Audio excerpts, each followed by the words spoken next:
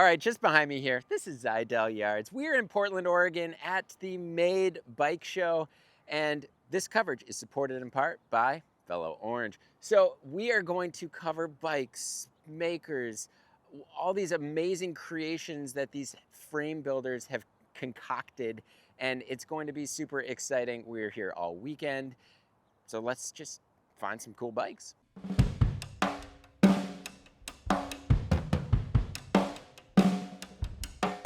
All right, so I'm here with Brian from Rare Earth. Brian, so give us a little bit of history of Rare Earth, the brand. Sure, pretty new. Only about 2 years old as far as making bikes. I have a long history in the footwear design, Okay. hiking boots, things like that. I did that for about 20 years. Wow. And during COVID, I left that and started making bikes. Sweet. It kind of all kicked off. I made a bike for the Baja Divide and went and did that. Okay. And it worked out really well, so I decided to come home and start Rare Earth. Sweet. That was back in 23. Great. So you're a fellow bike packer and you Yep. love making and tinkering with your own bikes. I do. So talk us through this one. What is it and whose is it? Yeah, so this is, I made this bike this spring for a friend of mine, Randy Wendell, and he was wanting to do the Tour Divide and he wanted a really special bike for that this year. And so he reached out to me probably in January or February, Okay. and wanted to go all in to make something really unique and special. And Randy's got a really specific style. His bikes are really unique, I think. And so it was really a collaboration between him and I to bring Rare Earth and his style of bike together. And so we built the Righteous Gemstone. So It's got custom racks. Custom racks. He really wanted to do this mini basket concept, which I think is awesome. Mm-hmm. I also built him a smaller, just a bag mount for the front that fits on there the same way. Really minimal rear rack for just a basic kit in the back. And then he has full South City Stitchworks frame bags that goes all the way down. I have less racks on here and a nice bag in the front. Cool. So yeah, he went all out with the bags and looks really good. So steel frame, really interesting fork, really good compliance, but stiff where it needs to be. So supported at the crown, supported at the dropouts, but nice flex in the center. Okay. Running a full dynamo with internal wiring everywhere. So Rear. sine wave lights in the front and back. Custom mounts for the light. Mm-hmm. And then custom titanium bull moose bars that I welded for him. Yep.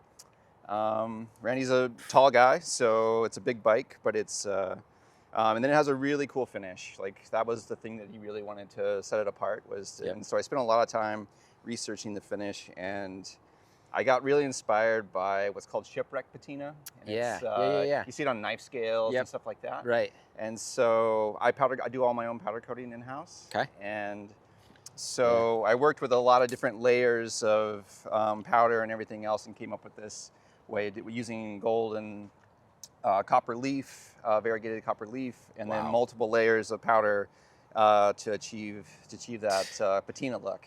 Unreal. And then the icing on the cake, I think, is that he sourced a piece of turquoise where the Righteous Gemstone name comes from, and that's from Hachita, New Mexico. Okay. And so I integrated that into the head badge, which I thought was really cool for a Tour Divide bike. And Hachita is right before Antelope Wells at the end there. It's your last kind of town. Stop.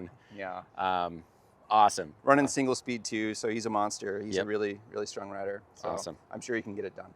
Cool. Let's take a look at this other bike. Okay, so what do we got here? I'm a sucker for full suspension. Yeah. Talk us through this bike, the pivots, what it's made out of, all of that. Yeah, so this is what I'm calling the Holy Mountain prototype, and it is a full steel, I'm calling it a mini enduro, not because it's a big travel bike. It's actually a fairly short travel bike, 130 rear, 140 fork. Okay. But it has more of an enduro geometry. Sure. So 64-degree head tube angle, 78 seat.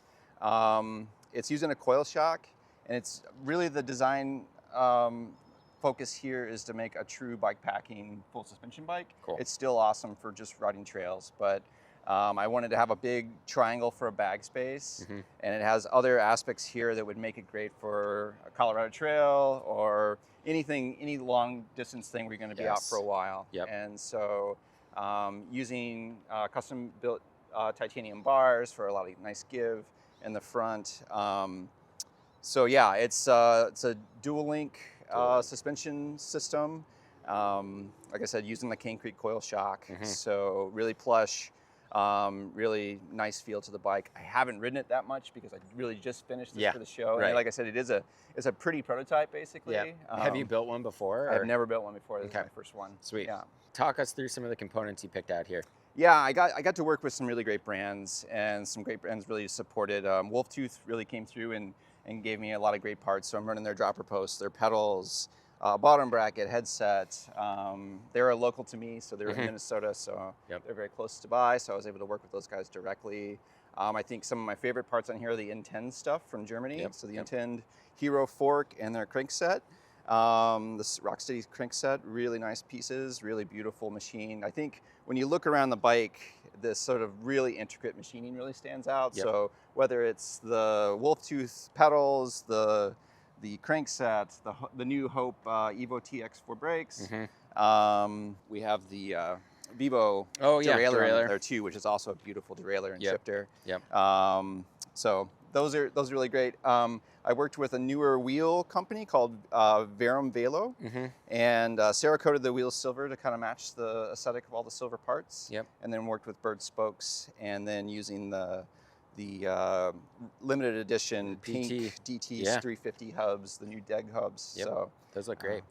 Rewinding really quickly, how did you? So did you some of the componentry down here, the steel, these like panels, these did you machine them, cut them yourself? How does that all work? The only thing I didn't machine myself is the pivot link. So the piece in here that's everything rotates around.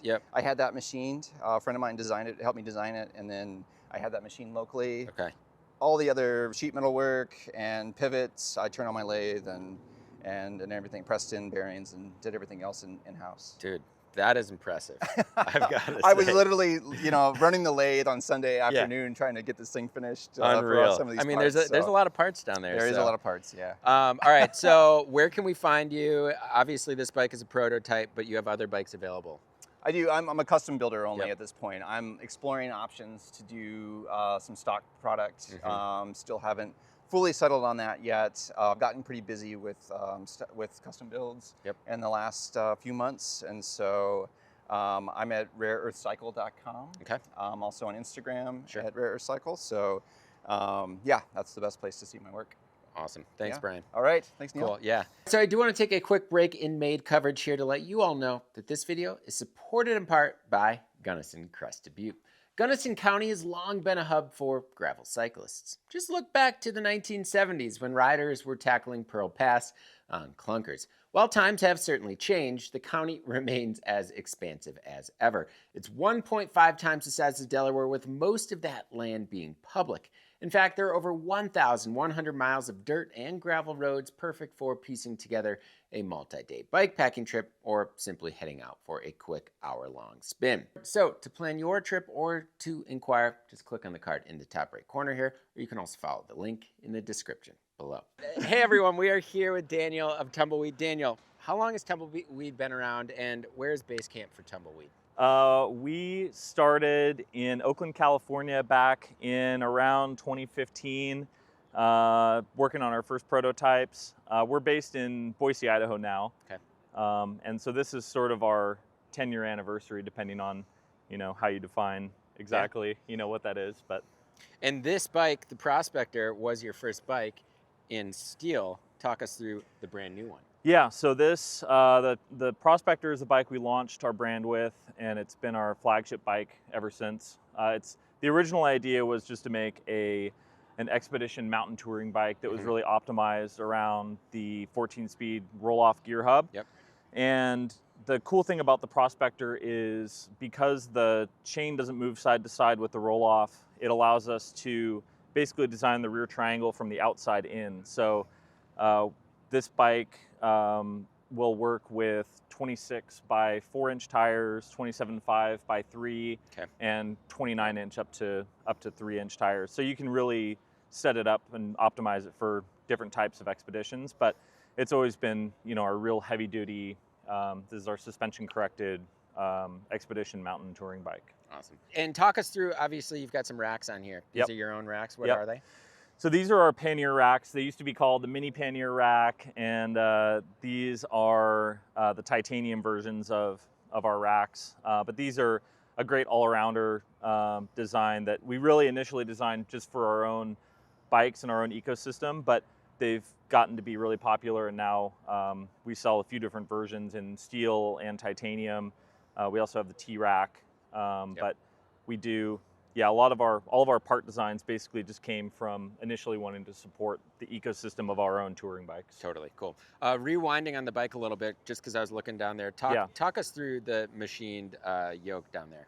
Yeah, so the steel bike, we actually have the very first prototype that Cameron Falconer built for us back in 2015. We initially used a clamshell CNC machined yoke, and basically the reason for the yoke is to maximize the tire clearance between the tire and the crank arm and the chainring. So on our production steel bikes, we do a hollow cast steel yoke, and then for the titanium bikes, we went through several different design ideas and ended up with this sort of I-beam machined one-piece titanium yoke. And it gives us all the same tire clearances and capabilities of our steel bikes. But this one, the tie frame, weighs about 2 pounds less than the steel one. Yeah. Okay, cool. All right, so you got this new tie Prospector. What else is new? You've got a new Stargazer that's modified a little bit. Yeah, we have. The original. So we launched the original Stargazer back in 2021, and that was like a big hit for us. It won the BIKEPACKING.com Editor's Choice and Collective Choice for that year, and it's our drop bar mountain touring bike. And we haven't really done too many changes with it. We've done a few color updates since 2021, but this year we kind of did a full holistic, upgrade on it and just made a few small changes. But we went from a 27.2 seat post up to a 31.6, which has a lot more dropper post options. There's still, we've been doing 27.2 on that bike for a while, and it works fine, but we just wanted to give people more options for dropper posts. And then we also made the top tube 10 millimeters longer, the effective reach on each size.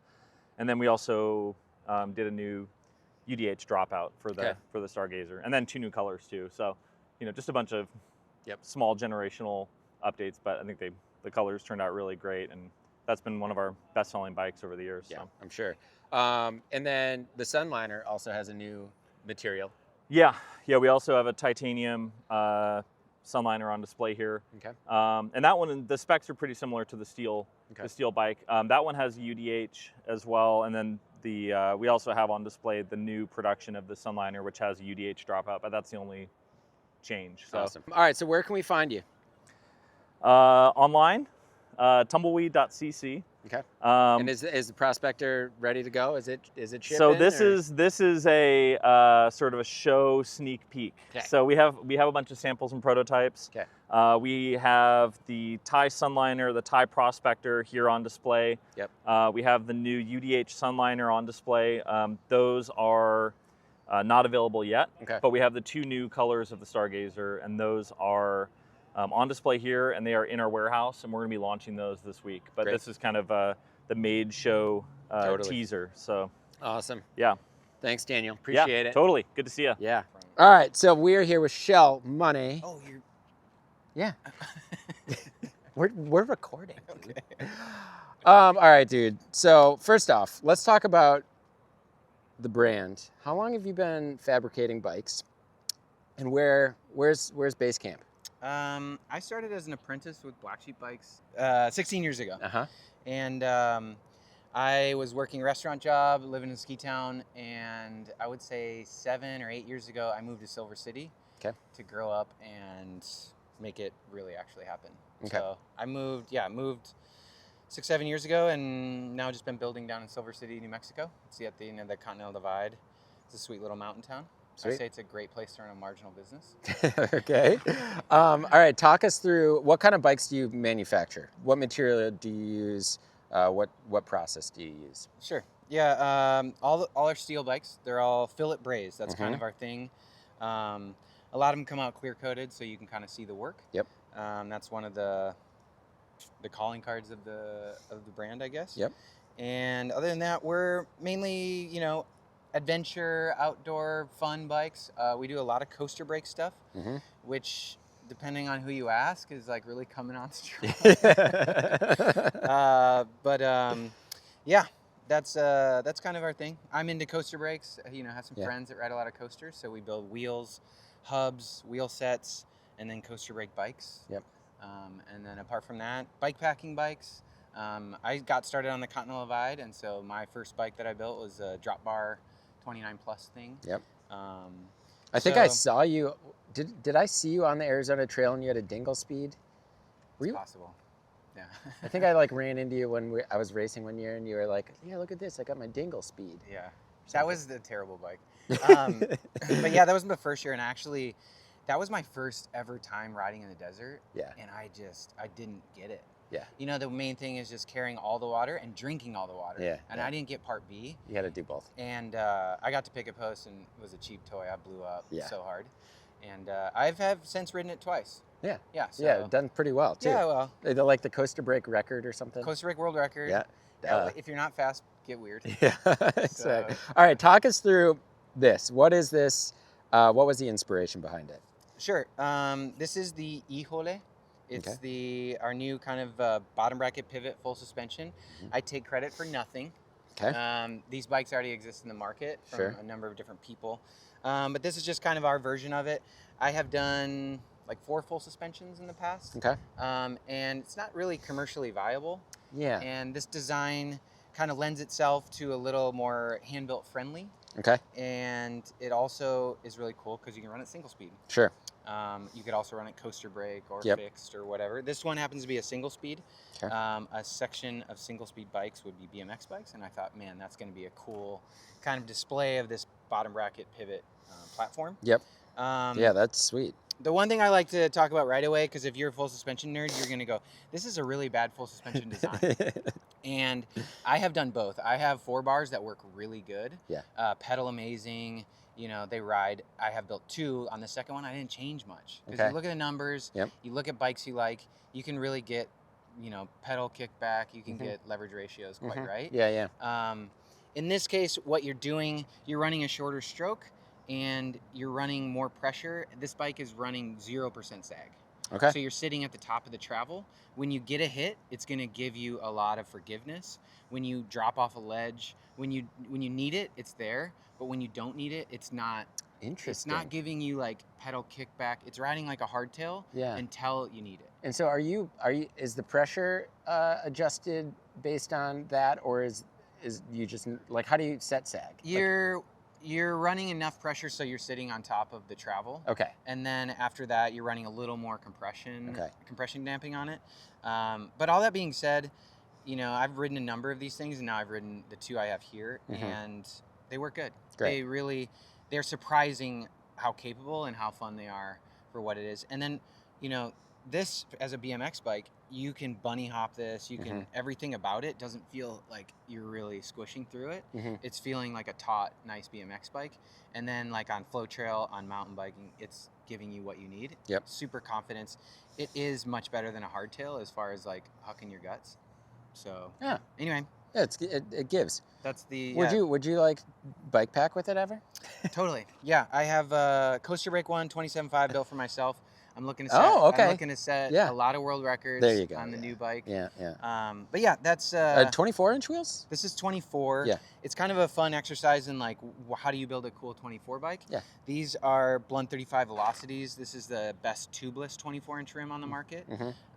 These are Minion DHFs, which are so fun that they exist. Inspiring. Yeah, very cool. Very cool.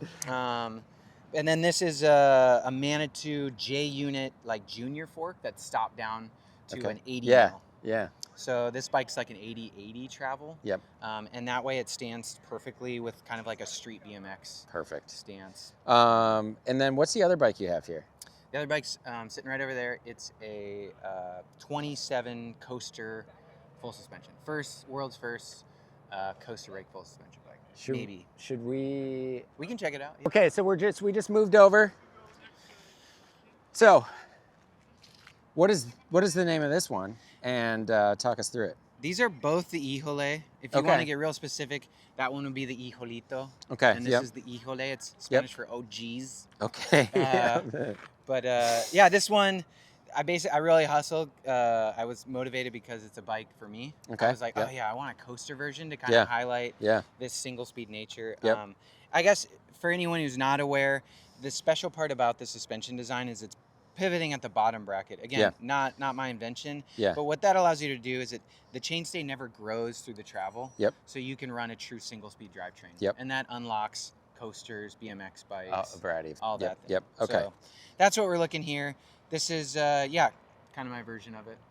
I dig it. Thanks, so you don't want anything on the bar. It seems like you just want the bars clean. So you've got your dropper post lever down here. Suicide dropper. Suicide dropper. Is that kind of your go-to? Just keep the bar fresh. Just I mean, on it. On a bike like this, you're well into getting gnarly. You want a dropper. Yes. But you could just grab it. Keeping it clean is kind of fun. That's good. Well, fantastic. I don't recommend it. I don't recommend it to anyone. If you don't know what you're getting into, run a lever on the bars. Do you have routing for it? No, this one's committing. I don't even have a brake mount. That's fine. But you can do that.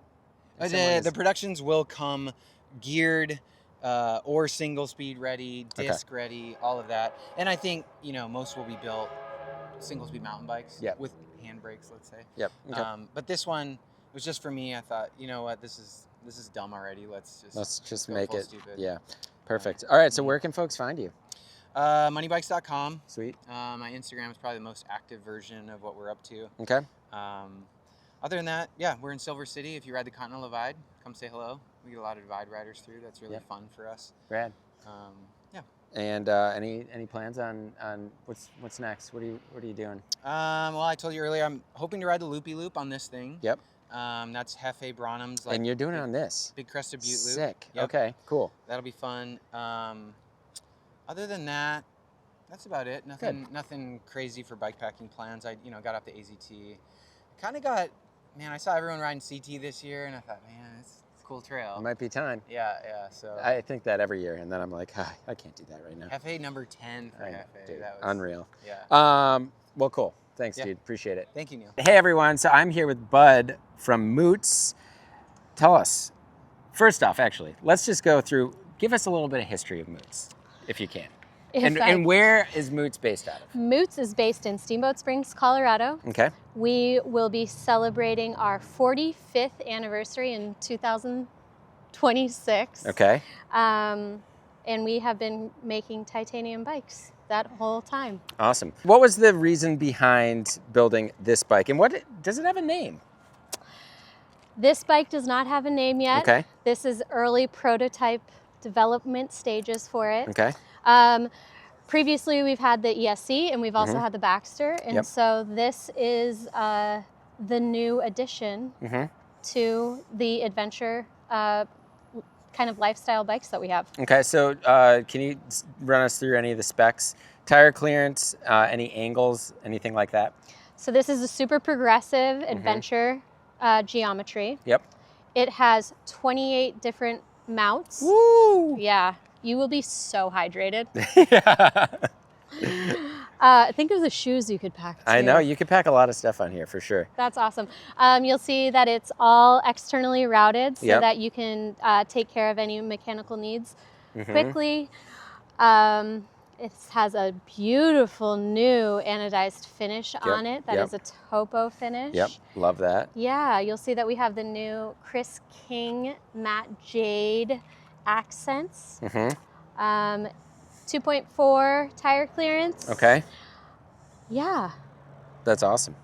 And so is it going to be available? When will it be available? Oof, the question all the people want to know. Yeah. Yep. So we're planning on releasing this later this fall in a very limited quantity. Okay. So you'll just have to keep an eye on the website to see when it goes live. And where can we find you? Moots.com. Rad. Yeah. Awesome. Thanks so much. All right. Hey, everyone. So we are with Greg from Donkelope Bikes. And Greg, this is awesome, first off. But before we get into it, tell us a little bit about the brand, where you're from. Live in Bellingham, Washington now. Started back in 2002 in Wisconsin and then moved out right away. But Yep. just started out with BMX frames and then kind of just kept going from there. So what did you do before manufacturing frames? I worked in a bike shop for years. I was the head mechanic. Yep. And just kind of got sick of working on fitness equipment and all that. So. Yep. Right, there you go. All right, so talk us through this bike. What was kind of the motivation behind it? And does it have a name? No, well, I call it the BMX Sherpa, but Okay. it's just, I just thought it'd be cool to be able to go on a trip, a bike touring trip with the BMX to hit trails and skate parks, but then still kind of do like little tours, like mainly up by us, you know, head out of town and go down to Anacortes, ride Yeah. the park there, and then get on the boat and go to the islands because the mileages are short, but there's tons of cool stuff. Yeah. And it's fun biking, touring, getting on the boat. Yeah. So how did you mount the BMX bike on the back here, and then you've got the front wheel up front? Talk us through that a little bit. I just made some mounts and machined out a pivot basically with some brass bushings so that it can move if you go over a curb or down into a dip. That way you don't all of a sudden you lose traction or whatever, right? Sure. So it moves a little bit. And then the front wheel, I tried to strap the wheel to the BMX. Yeah. It just wasn't working out how I wanted it to, so I just put a tab on the fork so it just bolts on. Then it's nice and secure. Yeah. Does it feel a little? You gotta like kind of get used to the I mean, weight I distribution? a lot of my bikes have my main commuter bike has a huge front bag on it, so I'm just used to that anyway, so it's not a big deal. Yep. Nice. And so that's you made this rack up front here, a custom rack. You got a walled rack on there too? Yep. Sweet. That way, because Loam makes the bags and this bag fits that rack, so that's why that's perfect. options. I can just take the rack off or the basket off if I really want to. And where's Loam? In Bellingham. Bellingham as well? Okay, cool. And there's a bag for the BMX and I totally forgot it. That'll happen. Well, where can we find you? At the show? No. Online. Oh, DonkelopeBikes.com, or there's Instagram. I think it's just Donkelope. Sweet. Yeah. Rad, dude. Thank you so much. Thank you. Hey, everyone. All right, so that about does it for part one of our Made coverage, supported in part by Velo Orange. If you want to see more like this, you can do so by hitting that subscribe button and notification bell. And if you want to support everything we're doing here, support everything on BIKEPACKING.com, you can do so by joining the Bikepacking Collective. The Collective offers a lot of awesome perks, including industry discounts, monthly giveaways, the all-new base camp, and the twice-yearly Bikepacking Journal. So, to learn a little bit more about the Bikepacking Collective, you can click on the card in the top right corner, or also follow the link in the description below. As always, Miles, take it away. Pedal further.